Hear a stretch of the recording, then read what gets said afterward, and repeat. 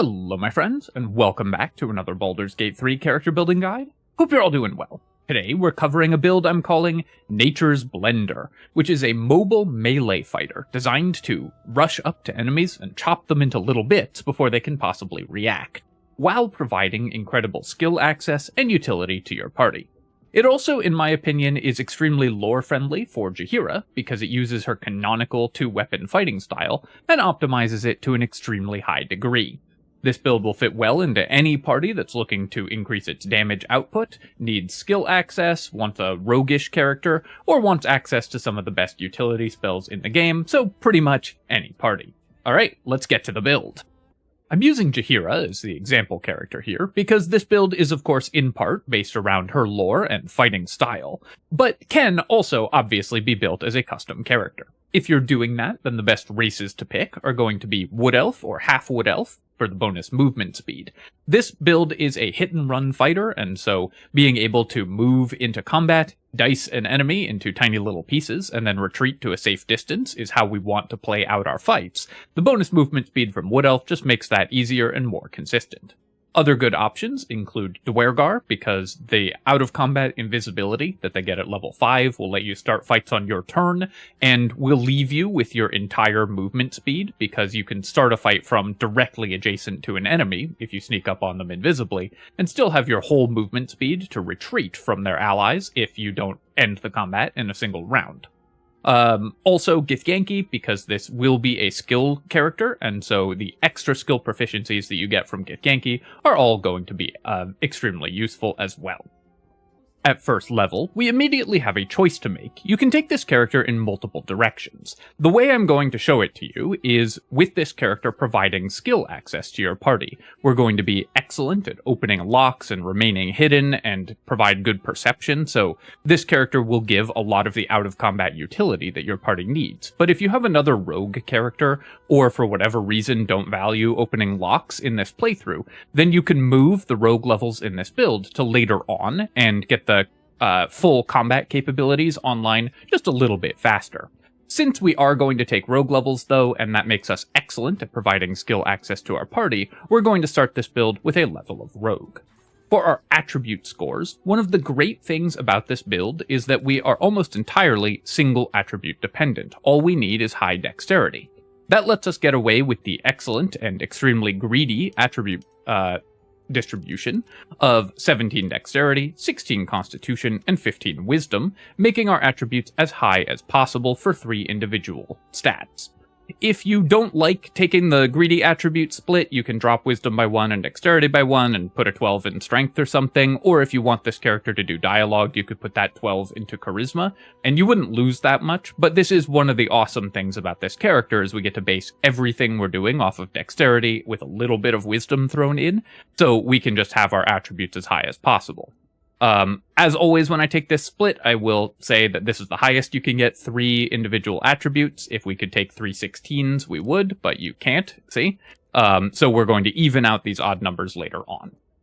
For our skill selection, of course, we're going to take expertise in sleight of hand and stealth, which is the great thing about this character, and we're going to grab perception because that will let you find traps that we can then disarm ourselves, and we can sneak up on enemies. This lets us fill a similar function like I mentioned with the Dwergar invisibility, where we can start fights from directly adjacent to enemies and still have our full movement speed to get away from their now angry allies who are looking at the blendered corpse of their former friend. That's it for level 1. Let's move on to level 2. Character level 2, we're immediately going to multi-class and take a level of Ranger.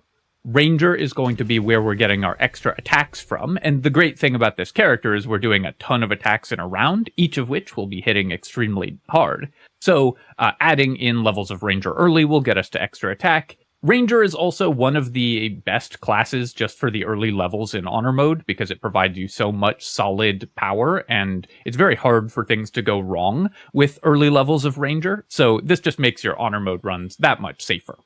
For our favored enemy here, we're going to take Ranger Knight. Heavy armor, although we're a dexterity character, heavy armor proficiency is still pretty useful for this character because critical hit immunity will help us maintain our level of safety that this character provides to your party.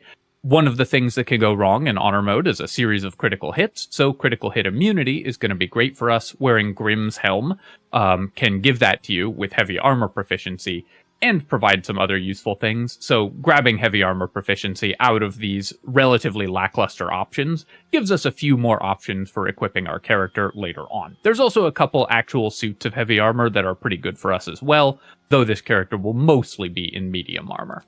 For our natural explorer here, we're going to take Wasteland Wanderer Fire. Fire is the most common damage type in the game, and so other than the 3 physical damage types, obviously. So having resistance to fire makes this character that much better at surviving. One of the themes of this character is that it's going to be extremely difficult to kill, because we will have good hit points, excellent armor class, and extremely strong mobility, in addition to our very high damage. So this just works with that to make us even harder to kill. And our temporary hit points that we are going to use from Spore Druid to deal extra damage will be that much more protected from area of effect spells and things if we have resistance to fire. We also get to add in a couple more skills. Survival can save you some clicks. You don't really need survival with this character, or in Baldur's Gate in general, because if you fail a survival check, you can still just select a shovel from your inventory and dig in the area until you find the chest. So survival's not actually necessary, but being able to just click on the discovered chest saves you a bunch of clicks. So I personally like grabbing survival just for quality of life. But any of the other options from Ranger are also pretty reasonable as well. That's it for level 2. Let's go to level 3. Character level 3, we're taking our second level of Ranger and getting access to a fighting style. Of course, this is going to be a 2-weapon fighting character, so the fighting style that we're taking is 2-weapon fighting. The great thing about this is it lets us add our dexterity modifier to the damage of our offhand attacks, and we're going to be making several of those in a given turn, so 2-weapon fighting style will add quite a lot of bonus damage. It'll be usually 10 damage per turn just to have this fighting style, which is a ton, and then more on some turns, or if we have specific items equipped that can give us even more offhand attacks. For our spell selection, we want to focus on mobility, so we're going to take Enhanced Leap and Long Strider. You could also take Hunter's Mark at this level. Actually, I'm going to recommend taking Hunter's Mark first. We'll grab Enhanced Leap next level. Changed my mind there. Because while we do have a usual bonus action on our turn where we're making an offhand attack, if you start a fight by casting Hunter's Mark on the first turn, if the fight's going to be long, this can get you quite a lot of extra damage. And of course, your offhand attacks in subsequent turns will benefit from the Hunter's Mark damage. At early levels, it can be hard to kill enemies in a single turn, so having Hunter's Mark starting at level 3 will help in fights that are going to go a little bit longer and increase our total damage output dramatically. Long Strider, of course, we always want prepared because movement speed is critically important to this character. We're going to be moving several times in a round and benefiting a ton from the Long Strider bonus movement speed, and of course it just makes our entire party more mobile, which is extremely useful. At level 4, we're going to grab our third level of Ranger, giving us our Ranger subclass, which of course is going to be Gloomstalker. We want to make an awful lot of attacks, and we want to kill enemies before they have a chance to react, so Gloomstalker is going to be absolutely perfect. Firstly, we get a +3 bonus to initiative. In combination with being a dexterity-based character, this gives us a base +8 to initiative, which is more than enough for Honor Mode. So that lets this character skip on alert and not have to wear initiative gear, making it fit much more easily into a wide variety of parties, saving your valuable initiative gear for other party members who need it more. Of course, the bonus movement speed is always relevant, but the extra attack is what we're really here for, giving us 3 attacks in the opening round of combat at this point, 2 with our main hand and 1 with our offhand, and later on up to 5 attacks in the opening round of combat before we add any buffs from haste or anything from our allies.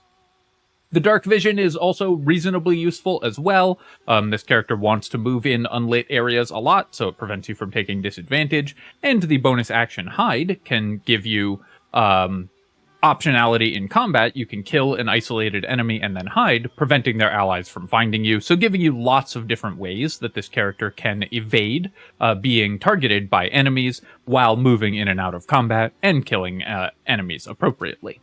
For our spell selection here, we are going to take Enhanced Leap. Just like Longstrider, this is a ritual spell, so it can be cast before combat starts without costing a spell slot, and gives you a lot of extra mobility in combat, even with only 8 strength. When you triple your jump distance, this gives you a lot of ability to move into various locations.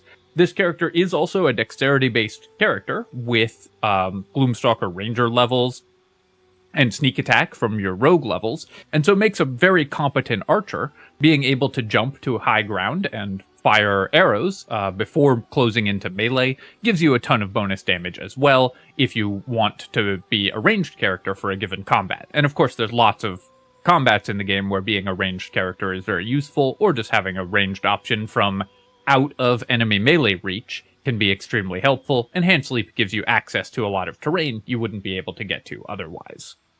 At level 5, we are going to take our 4th level of Ranger, getting access to our first feat. The feat that we're going to take is, of course, an ability improvement to even out these odd numbers, so we're going to go up to 18 Dexterity, making our attacks hit harder and more reliably, and 16 Wisdom.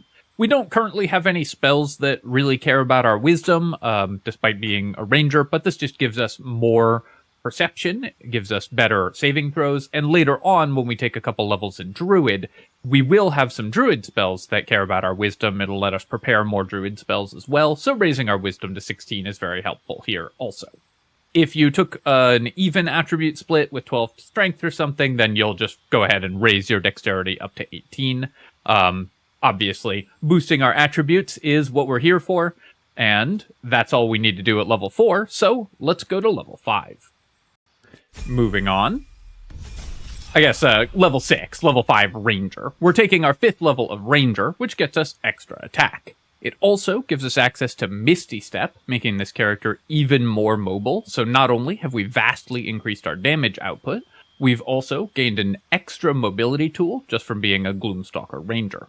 For our spell selection at this level, we are going to take Spike Growth. Having this always prepared gives us something to concentrate on and spend our level 2 spell slots on, but also gives us even more options to control the battlefield and use our mobility to make enemies unable to harm us. If we are much faster than enemies, and we will be, being able to move around the outside of Spike Growth can really confuse the Baldur's Gate AI. If you can move all the way around the outside or jump over it, they will often just walk back and forth through it, taking infinite Spike Growth damage as you kite around the outside of the Spike Growth, which can shut down melee enemies entirely. Also, this doesn't have a saving throw, it just works all the time, so it slows melee enemies and does a ton of damage to them. At character level 7, we again have another choice. We have gotten everything that we need from Ranger, with extra attack and the Gloomstalker Ranger upgrades, so we don't need to take a 6th level of Ranger. We can either take our levels of Rogue at this point in order to get the extra offhand attack, or we can move into Druid in order to make those attacks do more damage. I'm going to recommend moving into Druid because this gives us a bunch of utility and makes each of our attacks do additional damage, so it's going to power up the character more. Though I did want to mention the possible deviation of going into Rogue instead, if you just want to keep the character simple in the near term and get your second feat as quickly as possible. Once we take levels of Druid, we get to pick up some cantrips, and that's going to make us even better at doing skill-based tasks for the party, because we can pick up guidance. We'll grab resistance as well. There's some saving throws that you might want to make at this point in the game, and so having resistance in your party is very, very useful. Of course, if you already have it, then you can pick up one of these other cantrips, though the Druid cantrips are not going to be a significant part of our strategy, since we're going to be making weapon attacks rather than casting them most of the time. Similarly, we're looking for spells here that provide us utility and are not spells that require a saving throw for the most part, because we only have 16 wisdom, so we're going to pick up Healing Word as a prepared spell, Create or Destroy Water, which of course is very useful in a wide variety of circumstances, Fog Cloud for the no-save blind. We're also probably coming up towards the middle of Act 2 ish around level 7, and so Fog Cloud is very useful in some boss encounters in Act 2, where enemies who can't move are just blinded permanently with no saving throw against Fog Cloud. And then for our last spell here, whatever your party needs for utility. You can take Goodberry for some bonus healing and camp supplies if you want that. At this point, though, the fourth spell that you have prepared doesn't matter as much, but having Healing Word as an emergency option for your party is really helpful, so the character brings some utility spells to the table as well. At level 8, we get what we're really here for, though, which is our second level of Druid, when we get to take our Druid subclass. The subclass that we're taking is Circle of the Spores, which gives us a bunch of things that are awesome for this character. Firstly, we get Symbiotic Entity. This gives us 4 temporary hit points per level of Druid, so 8 at the moment, which obviously isn't a lot, but this character should not be taking a lot of hits due to our high AC and mobility. And it means that every one of our attacks does an extra d6 necrotic damage. That doesn't sound like a lot, but remember that we're making at least 5 attacks in the opening round of combat, and or at least 4 attacks in the opening round of combat at this point. Later it'll be 5, and then more if we have haste or other sources of extra attacks. So this 1d6 adds up a lot when you're making as many attacks as this character is. In addition, the temporary hit points are a good way to increase our survivability, because this character, as mentioned, has lots and lots of mobility and armor class, meaning that any hit points we have are multiplied in value by the amount of defenses we have, and so even 8 temporary hit points at this point, and a few more as we level up, are going to go a long way towards keeping this character alive.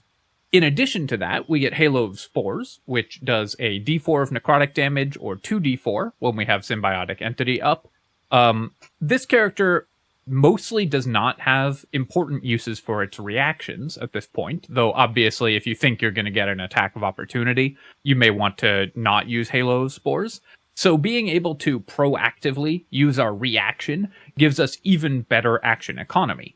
Now we have awesome uses for our action with weapon attacks, our bonus action, also weapon attacks, our movement to move in and out of combat, and our reaction with Halo of Spores, as well as our concentration with Spike Growth or Hunter's Mark. So the character is making maximum use of every one of the 5 resources that D&D characters get access to every turn of combat, which is always excellent when a build gets to do that.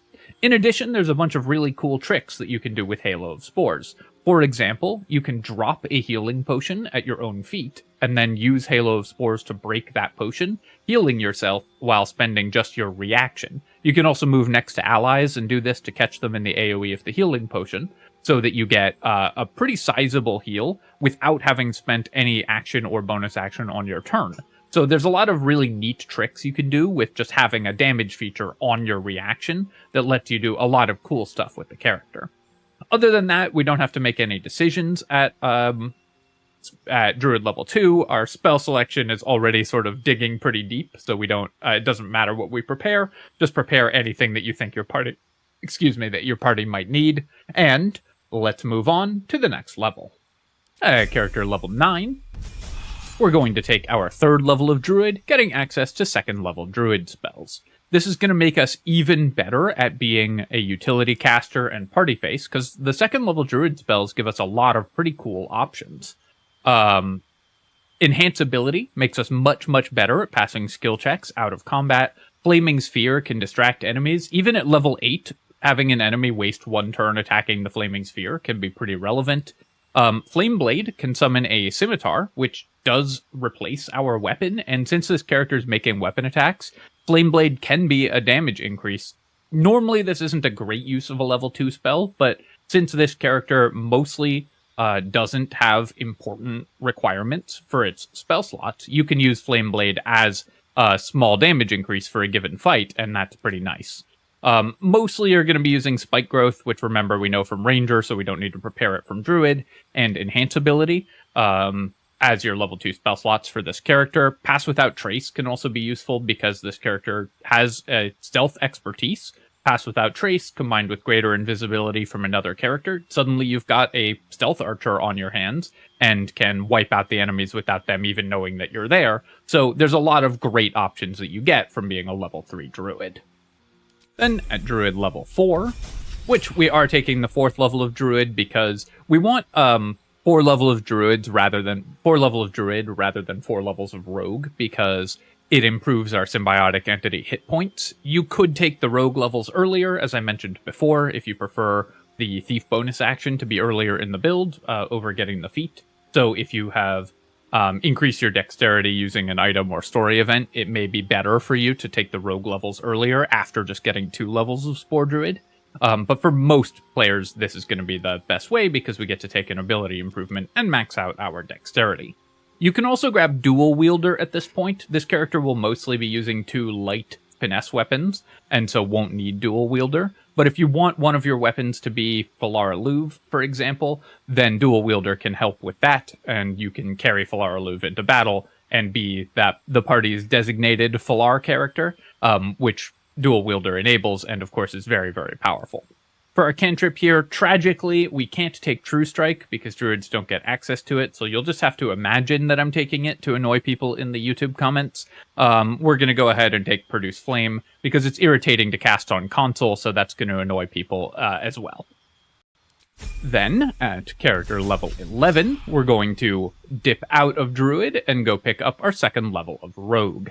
This makes the character much more mobile. We're already very mobile with our just improved move speed that we've had access to the whole game and all of our bonus action hide and everything.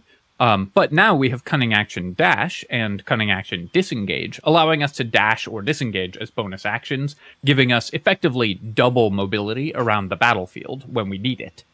Being able to disengage is useful if you commit to a fight and then don't actually kill the enemy in one round of combat, then they won't be able to hit you back. And of course, being able to dash can keep you out of trouble while you kite enemies with ranged attacks, over spike growth potentially, or just run away far enough that they can't reach you to retaliate against your whirlwind of blows. And then finally, at character level 12, we get to take our third level of Rogue, and we are going to take Thief, giving us yet another attack every round. This brings us up to 4 attacks in a normal round, 2 with our main hand and 2 with our offhand, and 5 attacks in the opening round of combat, more, of course, if we have haste or other haste-like effects from party members or potions that we can, of course, use.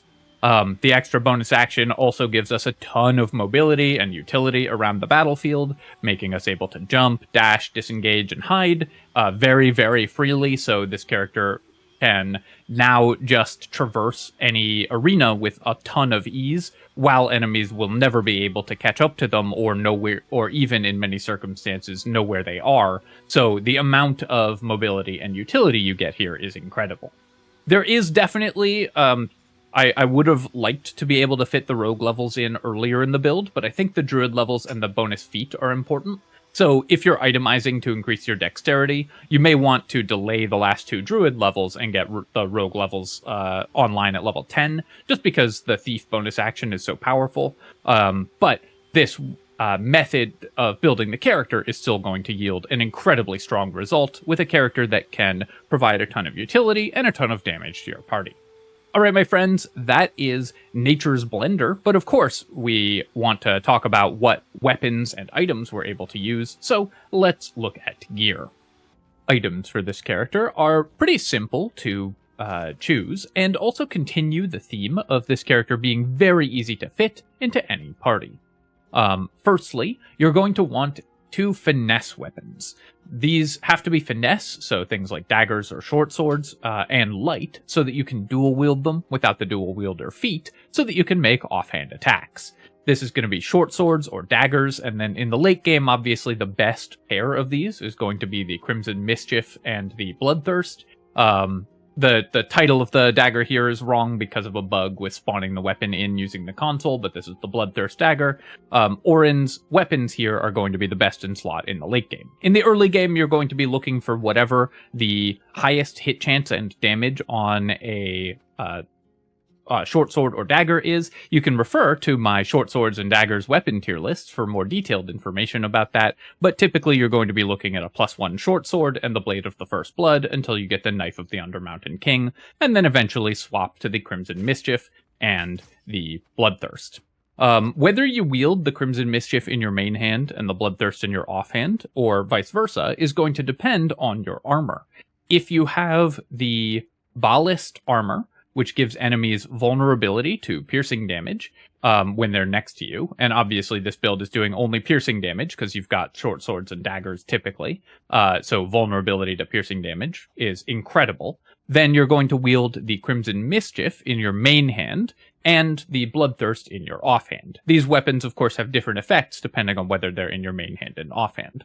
If you aren't using the ballast armor, you're going to swap them, because when the Bloodthirst dagger is in your main hand, it gives enemies a vulnerability to piercing when you hit them with it, so that's how you get piercing vulnerability, doubling the damage that this character does. Also, the Bloodthirst is nice because it adds True Strike into the build, so for those of you who are missing it, now that's how we get it.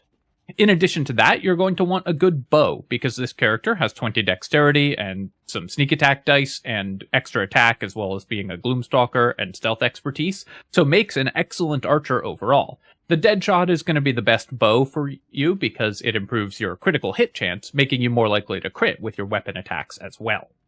In addition to that, you're just looking for anything that increases your hit chance and increases your damage. Items like the Helldusk gloves that add damage on every attack are incredible for this character, or the flawed Helldusk gloves, or anything that adds additional damage dice to your attacks up until the late game when you get the Helldusk gloves, are going to be perfect because we're making a ton of attacks. So when we add extra damage to every one of our attacks, then each of those attacks, that gets multiplied in value by the ridiculous number of attacks that we're making. Anything else that adds bonus damage, like the Strange Conduit Ring, we're going to be concentrating on spells frequently and making a ton of attacks, so the Strange Conduit Ring gets a ton of value here. This character also really loves potions of speed and elixirs of bloodlust. Additional attacks are really helpful because all of our attacks hit so hard, and the whole point is we want to kill enemies before they have a chance to react, so adding in potions of speed to give haste, and elixirs of bloodlust or haste from an ally, and elixirs of bloodlust for even more attacks is going to make the character do its job all that much the better.